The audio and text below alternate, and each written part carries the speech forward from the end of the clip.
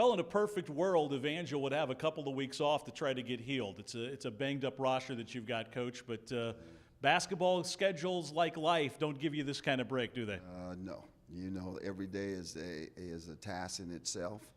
And, I think the one thing is, basketball is always a changing situations every play-by-play. And so we have to take every day by day, and learn from it. And I think others have, we just have to move on and get better.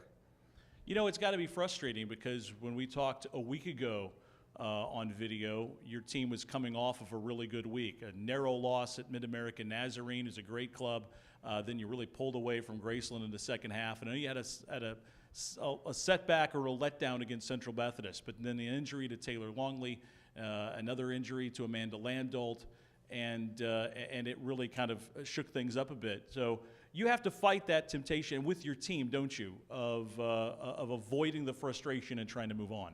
Yeah, I mean, every player out there right now, they're a little frustrated, but like I told them, shared with them, hey, this is a whole Ohio State situation, Next person's got to step up. And we got to keep going. It's still a long season left. Our job is to continue to compete and get better. And you don't know. I don't want to get into that thinking. What ifs. Right. But this is the thing that's been dealt us, and we're going to definitely work hard to try to do our very best to be successful. Next challenge at hand is Missouri Valley, who comes here. They look like a team that has improved dramatically since the beginning of the season. How have they done it? Guard play. They got their guard play is very good. They're ball handlers. They can create a lot of space.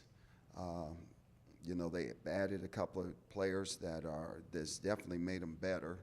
And so, they got good quickness, and they're also a threat to shoot the three, and they're very up and down transition team. So they're going to be looking to push.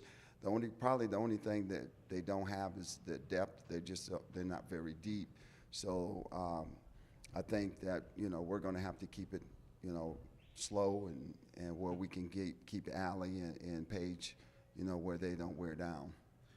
We talked about the injury situation. Danielle Latt, Emily Akins look like they're probably out for the season. The other two, I know, probably doubtful or questionable or whatever, Taylor Longley, Amanda Landolt. Does it look like, though, that you'll have them back at some point later on in the year? And if so, do you feel like, hey, at that point, we could possibly get back to where you were just 2 weeks ago when you had a 3-1 start to the conference and looking pretty good? Yeah, I think Amanda's going.